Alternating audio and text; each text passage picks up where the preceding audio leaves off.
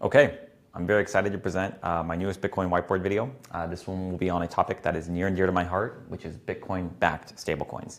This is something I've written about over the past few years. I've investigated a lot of different protocols, from the Maker protocol on Ethereum to the delta neutral strategy used by Athena to stable sats and stable channels and many different designs in between. But in this video, I'm going to take a pretty opinionated stance on what I personally feel is the single best way to create scalable, credibly censorship resistant, fully Bitcoin collateralized stablecoins. And specifically, I'm going to be talking about the V2 design from the Liquity team and how it can be built on a Bitcoin ZK rollup.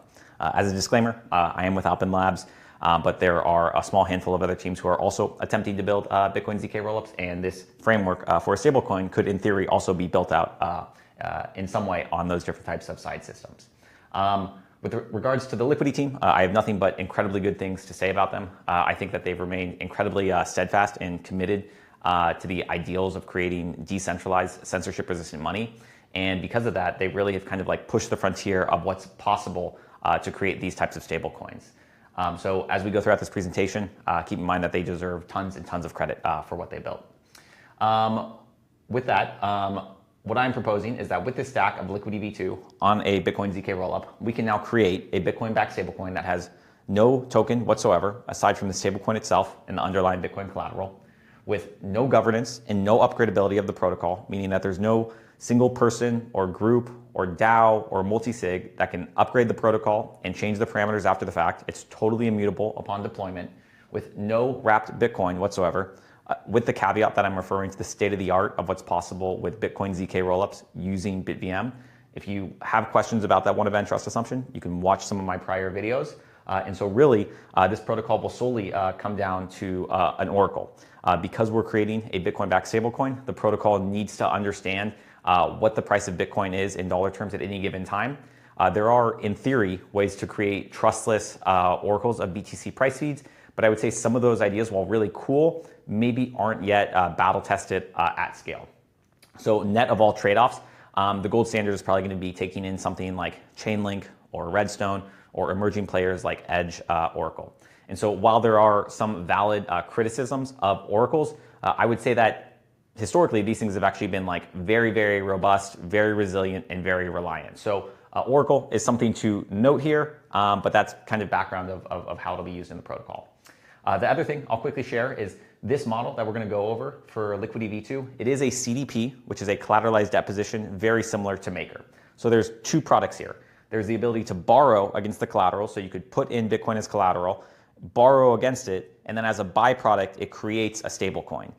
This concept is not all that novel because Maker's been around for more than 10 years. But what Liquity has essentially done is optimize this so you can remove the centralization of it. So the stablecoin is actually credibly decentralized, which in turn will make the borrowing experience far superior, where in theory, you could actually see very, very low, if not 0% interest ways to borrow against your Bitcoin. So to recap, it's two products in one, but we're kind of putting it in the context of a Bitcoin-backed stablecoin. The last thing that I want to go over before the whiteboard is this question of why. Why do we actually need Bitcoin-backed stablecoins? And I think the truth is, for most people, they probably don't need Bitcoin-backed stablecoins. We have things like Tether and USDC and Paxos and every major financial institution in the world that wants to get into this stablecoin realm. However, there are a number of reasons, and what I think is a pretty large group of people who either cannot or do not want to use centralized fiat-backed stablecoins. Some examples could be people who are maybe political activists or people who are doing activities which the centralized issuer may not approve of and therefore could censor. Along those lines is something like privacy. I personally feel that privacy is a human right. I'm loving seeing all these scalable, privacy-preserving payment protocols that are being built out these past few years. Things like Chami and eCash with Cashew or Fedi, or even things that I prefer even more than those, like shielded CSV, which is an evolution of ZK coins. These are now kind of bringing these scalable private payments to the mainstream. The problem is if you currently want to use one of those protocols and use a fiat-backed stablecoin in it, you run pretty serious risk of, as soon as that stablecoin entering the shielded pool, it just being shut off or censored or frozen. So if you want this intersection of privacy and stability, it really, I would argue, still to this day it's never even been possible because there's never been a censorship resistant enough stablecoin to stand up to that. So if we have Bitcoin-backed stablecoins, you could have privacy instability moving forward, which is really amazing. The last thing is I'll say the Bitcoin economy. I think most people who are in Bitcoin don't love the fact that the government can kind of print this money and perpetuate this global sovereign debt crisis. Well, every stablecoin that's get minted into existence that's backed by treasuries quite literally assists in them furthering that game and kicking that can down the road. And most Bitcoiners really aren't too much of a fan of that. So for me personally, I would rather see all of that demand for stablecoins be channeled into pumping the bags of savers to pumping the bags of Bitcoin and making that number go up rather than the amount of debt that the U.S. government can take out. So maybe we have things like Bitcoin Beach and Bitcoin Jungle and people who are actually trying to bring payment systems around the world. Maybe that they would prefer to have a censorship-resistant Bitcoin-backed stablecoin that's a bit more aligned with our ethos and our ideology rather than fiat-backed stablecoins. Again, that's not to say fiat-backed stablecoins are bad or evil. I think that they're a fantastic product. I'm just kind of representing a counter position here. Okay, so I think that covers most everything. Quick summary of the whiteboard. I'm going to start off by describing the Maker protocol on Ethereum as a baseline. I'll then kind of identify where I think some of the known flaws are with Maker, and then I'll share what Liquity V1 modified to try to improve that. Then I'll identify the flaws in that, and then share how I think Liquity V2 really is the missing puzzle piece to get us close to that holy grail of these decentralized stablecoins. And then at the last point, I'll kind of map out the economics of how all this could look out in the wild. With that, let's go ahead and get into it. So in the basic Maker model, most people are probably familiar with this, but as a recap, you have users or borrowers. In this case, I'm saying Alice, Bob, and Carol. They're putting in collateral. In Maker's case, it would be Ethereum collateral, and then they're borrowing debt against that. So Alice here may put in $1 million of Ethereum collateral and borrow $450,000. These dollars represent the newly minted DAI stablecoin. So in Maker's case, I'm just going to put down here, you have DAI as the stablecoin. This stablecoin can then be sent around and used for payments or DeFi or just anything that you would want normal stablecoins to be used for. Additionally, the protocol has these parameters, primarily the collateralization ratio and the interest rate. The collateralization ratio is basically at what point somebody's loan would be liquidated as the collateral goes up and down in value. If it goes down to a certain point, at the certain collateralization ratio, somebody would be liquidated. Interest rate is just how much interest you're paying for the debt. These two parameters are set by the Maker governance, so they can be upgraded, meaning they can constantly be changed. Once you have this stablecoin, there's really two key parameters, which I had mentioned a little bit, that the protocol needs to ensure happen. The first is liquidations.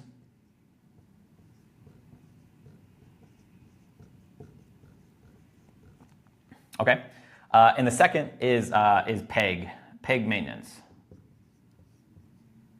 So I'm here going to write 1 equals $1. So basically making sure that one DAI always equals $1. So an example of this would be that if the price of DAI started going down, being worth 99 cents or 98 cents, the Maker governance can say, ooh, too many people are creating too much supply of the DAI stablecoin. How can we restrict that supply? Well, we're going to increase the interest rate, which means that people will start closing their loans or they won't open up as many loans. Therefore, you're reducing the supply of DAI, which should increase the peg. Or maybe they want to adjust the collateralization ratio. Essentially, the need to manage the peg is what justifies Maker having upgradability of this protocol, which then doesn't exactly make it fully decentralized. As for liquidations, the way Maker functions is they have some sort of auction, where if somebody's loan is about to get liquidated, the protocol will put it up for auction, and then many different people can acquire DAI, the stablecoin, and bid for that collateral. And ideally, the bid is greater than the amount of debt that is owed, but less than the price of the collateral. So the system clears the debt, the bidder gets the collateral, and earns it at a little bit of a discount. These two things really came to a head during the COVID crash of 2020.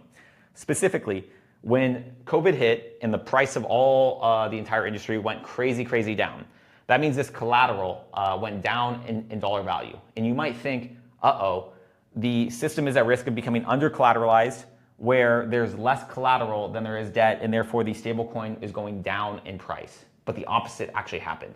The DAI stablecoin started going up in price. Instead of being worth $1, it started being worth maybe $1.05, $1.10, $1.20, whatever it got up to. There could be a number of reasons why that happened. Maybe people are just rushing to the dollar because they see it as a flight to safety, so to speak. But really, I think it was a byproduct of the flawed auction mechanism. If you recall, I had mentioned how to do an auction, you have many people that have to go out and acquire DAI in order to bid on it. And so if you have tons of liquidations, you have tons of different bidders that are first and foremost trying to acquire DAI in order to facilitate that auction mechanism. So that is, I think, one of the contributing reasons why Maker experienced this peg up during the COVID crash. And the way that they resolved this is really governance had to intervene, where the Maker protocol said, all right, we're going to allow anyone to take USDC, a centralized fiat-backed stablecoin, put it into the protocol, and then the protocol will mint one DAI stablecoin. So that essentially restored the peg because people could then easily arbitrage it, and DAI went back down to $1 and everybody kind of breathed a sigh of relief. But they did this at what cost? Which is they kind of gave up censorship resistance of DAI because it's no longer backed just by the collateral of Ethereum. Now it's also backed by USDC, which can be censored and shut down. And so it's kind of antithetical to maybe the ethos of what this protocol was built on. In hindsight, I'm not sure I fault Maker for making that decision in the moment. While they have lost the kind of purity test on censorship resistance, they've still been a wildly successful protocol by any other stretch of the imagination. So that's just the way that it went for DAI.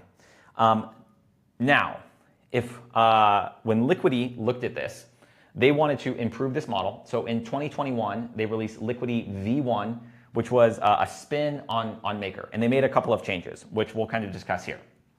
I'm going to change this from DAI, and I'm just going to put this in the context. We're going to call it BTD, the Bitcoin dollar. So first, we'll discuss how Liquity V1 addressed the liquidation issue. And then we'll discuss how the mechanism they designed to maintain the peg. And keep in mind, they have to do this without having the upgradability of the protocol. If Liquity tried to have a mechanism to keep the peg at $1 and it required changing the parameters of the protocol, then you lose, again, that censorship resistance. You have some sort of party that can change the parameters of the protocol, and that's exactly what we're trying to avoid if we want a credibly decentralized Bitcoin-backed stablecoin. So liquidations, Liquity V1 introduced this concept called a stability pool. Stability pool. Okay, this is almost like a pre-funded pool to perform liquidations. Specifically, let's take the same example where you have, this is right here, this is $1 million. So out of this million, let's say $500,000 of it somehow ends up in the hands of two new parties called Dan and Ed. And each of them have put in $250,000 of BTD into this stability pool. It's just sitting there waiting. And they have 0 Bitcoin right now. When when a liquidation occurs, let's take this example right here. Let's say that $250,000 of debt is being liquidated and it's backed by $300,000 of collateral. In this example, the protocol would look to the stability pool and it said, we need to pay off $250,000 of debt, so we're going to burn pro rata, essentially $125,000 from each Dan and Ed.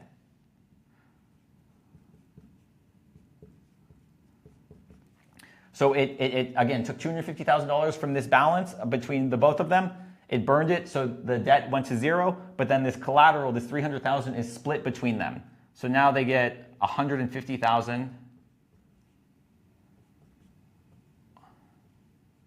$150,000 of BTC. So the stability pool, again, acts as kind of like a deterministic pre-funded pool that will clear the bad debt without the auction, without the bids, with ideally without putting up tons of pressure upward on the stable coin.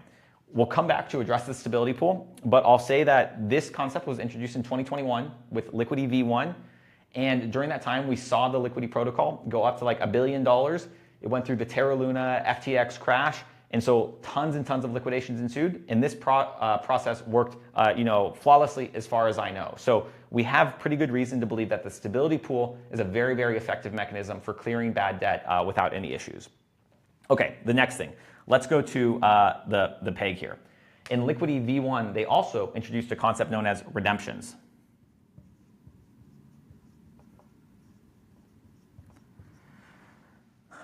So redemptions essentially allow anyone to take any amount of these Bitcoin-backed stablecoins, or this BTD that we're saying, and it can redeem it in the protocol for $1 of Bitcoin. So specifically, it could take, let's say, 1 BTD, and it could go to the protocol, and the protocol will spit out, it will return $1 of BTC. Okay, and so because of this, it means that if anyone at any point in time says, hey, this stablecoin was worth 99 cents, they can buy it up and essentially collect the difference. They could buy it at 99 cents and then actually get $1 worth of BTC. So this puts a hard floor on the stablecoin by giving direct redeemability, always saying this one stablecoin can always be redeemed for $1 of Bitcoin. Similar to the stability pool, this mechanism worked well. We saw it put a hard floor on the stablecoin and prevented it from going below $1.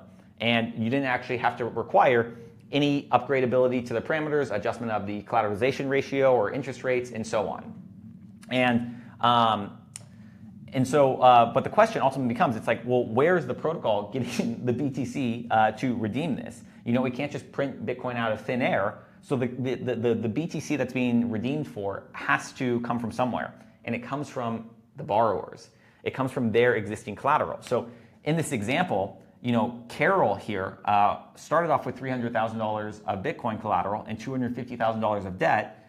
If $100,000 of stablecoins were redeemed, Carol's balance here would go to $200,000 of Bitcoin and only $150,000 of debt. So Carol didn't necessarily lose money as much as her collateral was just swapped. They sold the Bitcoin for stablecoins. And for pretty much everyone, that's just a horrible user experience. All of these borrowers are borrowing in this protocol because they didn't want to sell their Bitcoin. But if the system is selling it, then it just kind of goes bunk. And so this really started playing out because when Liquity was released, we were in a near 0% interest rate environment, meaning that the return that you get on, say, treasuries from the government was near 0%. Similarly, the borrowing rate in Liquity V1 was set to 0%. You could always borrow at 0%. The problem is there was this arbitrage where people said, wow, amazing. I could borrow at 0% against my collateral. I can mint these new stable coins, and then I'll just swap them. I'll swap them for USDC or Tether, and then put them in treasuries, and you'll just gain this free yield. Well, as people sell these stable coins for something like Tether or USDC or treasuries, well, that's going to put pressure on the peg where it's going to go down, and then people are going to redeem it to cause this to get this arbitrage to restore the peg, which causes this redemption issue. And so this redemption issue is going to happen against the borrowers with the lowest collateralization ratios first.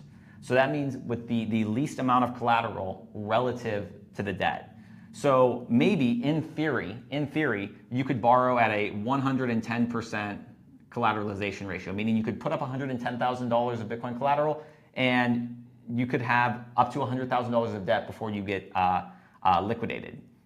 But with this kind of redemption thing happening, people would say, ooh, I don't want to be redeemed, so I'm going to actually, I'm going to increase my collateralization ratio to 200%. But then it still kept going and happening worse. So then people said, well, I'm going to put it at, maybe 500%. And now you have this scenario where there's zero risk of liquidations because everyone is so hyper over collateralized. But they want to avoid the redemptions, so they keep increasing their collateralization ratio. And then eventually you have this system where it's like you have to put up, $10 of Bitcoin just to borrow, $1 of the stablecoin. The protocol essentially couldn't scale. It became extremely collateral inefficient. So this is the main reason, essentially, why the Liquity V1 protocol did not succeed, is this whole redemption issue. So now we can kind of look at the novel thing that Liquity V2 introduced, which hopefully fixes this issue. So I'm going to erase some of this here. And I'm going to say that instead of, so in Liquity V2, you could borrow up to 110% collateralization ratio. Realistically, that'd be very risky. Probably don't do that because you'd be immediately liquidated. But in theory, you wouldn't be liquidated until you hit this collateralization ratio. On the interest rate side, in Maker protocol, as a reminder, the Maker governance sets the interest rate. In Liquity V1, the interest rate was set to 0. In Liquity V2, they're introducing this concept of user set interest rates. And so this is very novel and interesting. I'm just going to throw up some random interest rates here and say that Alice wants to borrow at 5%, Bob wants to borrow at 4%, Carol wants to borrow at 3%. Users can set their interest rates at whatever they want. 0%, 100%, it does not matter. The trade-off here, though, is that if this redemption issue starts to play out, the person that is going to get redeemed against first, so essentially the person who's going to essentially have their collateral sold first, is the person paying the lowest amount of interest. In Liquity V1, it happened against the person who had the worst or the lowest collateralization ratio. Now it's happening against the lowest interest rate. And so this is very interesting because if someone there's a kind of pending fear that some sort of redemption is going to occur, then a rational actor who does not want to get redeemed against is actually going to increase their interest rate. So let's say Carol sees this and says, I don't want to be the lowest person on the stack. I'm going to increase my interest rate to 4%. And then let's say that the total average, the average interest rate coming from all these loans is 4%. This gets paid down into the stability pool. So why does that matter? Because now, if there is some sort of fear of redemptions, which is happening because people are selling the stablecoin, they don't want to hold the stablecoin, so they're selling it, which drives it below $1. Somebody could see the stability pool and say, ooh, this is actually very intriguing. Somebody would say, well, I will buy one of these BTDs and I want to put it into the stability pool. Essentially, if the yield goes high enough in the stability pool, you are able to intercept stablecoins that would typically be sold and push the peg down, and instead people would want to buy them up in order to earn the yield in the stability pool. Okay? And so now you're kind of looking and you're saying like, okay, the interest rates in theory should find an equilibrium where they adjust to a point where they become high enough to where the stability pool will essentially absorb any excess supply so that it does not be redeemed against. But maybe you're a normal retail user or you're someone like me and you're saying, well, I don't want to open up my phone every freaking day and look at this thing and run the numbers and be like, what do I have to set my interest rate to make sure I'm not redeemed against but not pay a crazy amount? Well, Liquity introduced this concept as interest rate delegators. So let's say delegates.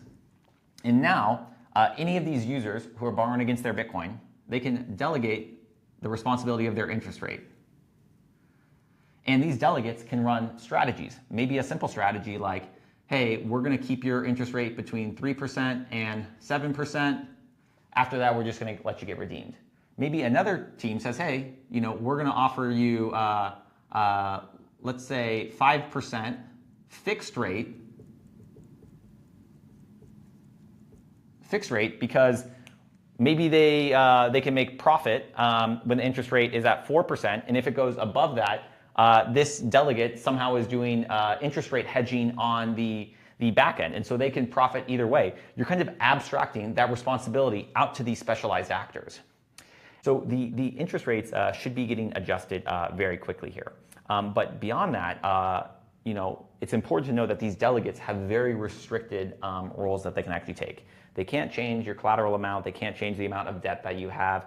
They can really only change the kind of interest rates or like these hyper restricted roles that they can actually take on. So hopefully you're kind of seeing that this model is very interesting, that Liquity introduced the stability pool, which is a more efficient mechanism for liquidating the debt.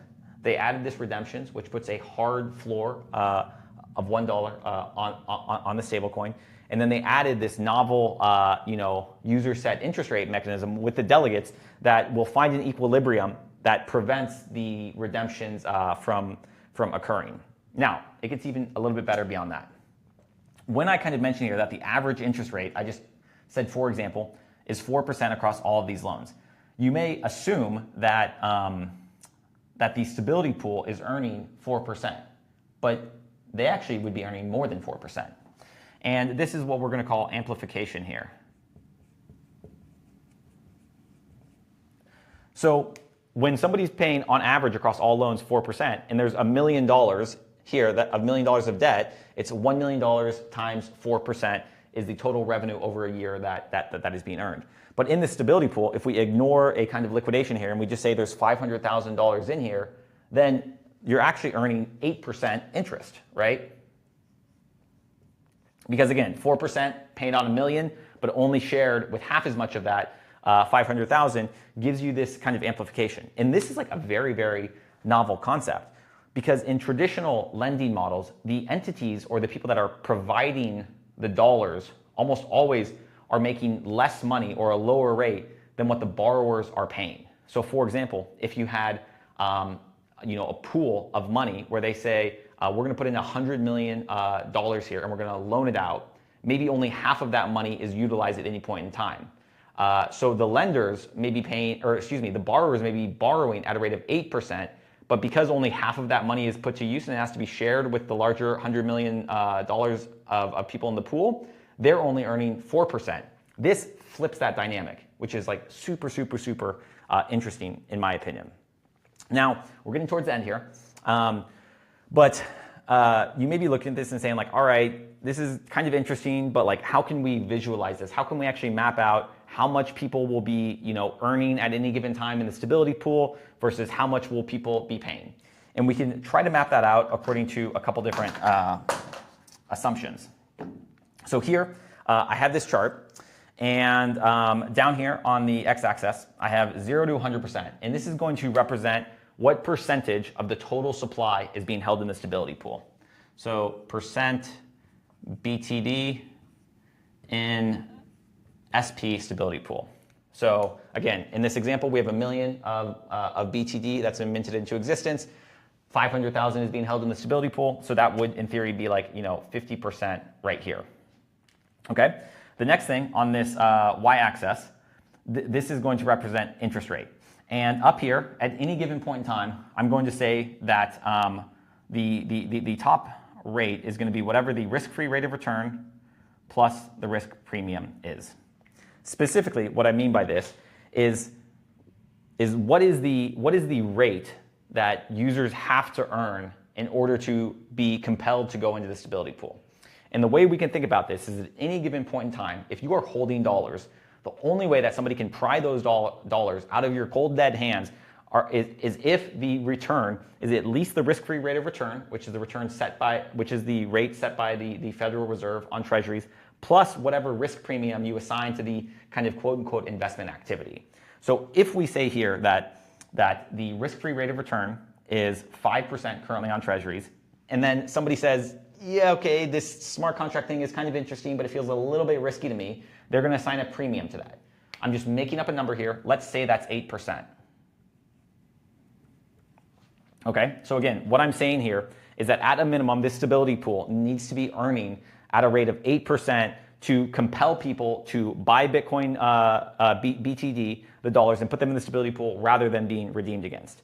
And so now we have to ask the question, this line represents what is the average interest rate, that has to be paid on all of the loans in order to get to this kind of minimum hurdle rate of 8%. So here I'm going to write average borrow rate. Okay, and so now we can take a scenario where we take it all the way to the extreme, where we say 100% of every single BTD that exists is put into the stability pool. It's like a hot potato. Absolutely nobody cares about censorship resistance. Nobody cares about any of those ideas. They purely say the only way that you will convince me to not redeem this stablecoin is if you compensate me in the stability pool. And so if that's the case, then the average borrowing rate that would have to be paid right here is essentially 8%, right? But if we can start pushing people down this line, where we can say less than 100% of all the BTD is being held in the stability pool, because maybe people want to use it for privacy. Maybe people want to use it for censorship resistance. If there's actual product market fit for this stablecoin, then you start to push down this line. Okay? And so let's say we keep pushing down, and maybe we get to this threshold where again 50% of the supply is held in the stability pool. Then you essentially get this kind of amplification effect, which is the distance between these two lines. And this means that they could pay this lower rate, the average interest rate, maybe 4%, yet we can still achieve that 8% by the risk-free rate of return plus the risk premium that the people in the stability pool demand. And so this is like very interesting, because ultimately the success of the borrowing protocol, how cheap the borrowing protocol could get, which in theory you could be able to borrow against your Bitcoin at 0%, ultimately comes down to, is someone willing to hold the other side of that, which is the stablecoin, outside of the stability pool? And this to me ultimately goes back to that first question that we had asked ourselves, which is like, why? Why would anyone use a Bitcoin-backed stablecoin? If no one wants to use a Bitcoin-backed stablecoin, they say, look, Tether is king, USDC is better, these things have network effects, then you're going to end up in a scenario like this where virtually every BTD or Bitcoin dollar that gets minted and goes in the stability pool, which means that this really isn't even going to be a stablecoin protocol anymore. This is just going to look like a borrowing protocol that mirrors the interest rate of what's available on Aave or something like that. And maybe that's just the way it goes out. But if we have demand for the stablecoin, you get this two-banger. You get this amazing censorship-resistant stablecoin, and you potentially get a world-class borrowing experience. Both of these without any sort of centralized intermediary, and really no added trust assumptions except for the Oracle itself. So let's see. I think that covers everything. The final thing I'll add is, maybe the plan at Alpen. There is a team that is going to basically deploy this stack on Alpen on the Bitcoin ZK rollup, and it will do it without this token, without the governance, with kind of out the wrap BTC. And I think they want to see this as a neutral public good, something that will just exist. There's no kind of profit motive or incentive here. It's just a stablecoin that we hope embodies the philosophical ideals of Bitcoin. And if people want to build products on top of that inside of the ZK rollup, they can. If they want to bridge it to different protocols like Taproot Assets or Fedimints or Cashew, they're welcome to do that as well. This is something that I think is really badass and like one of the few products that is worth endorsing. So hopefully, again, that all made sense. Feel free to drop comments, hit me up in DMs. Let me know if you have any questions. Thanks.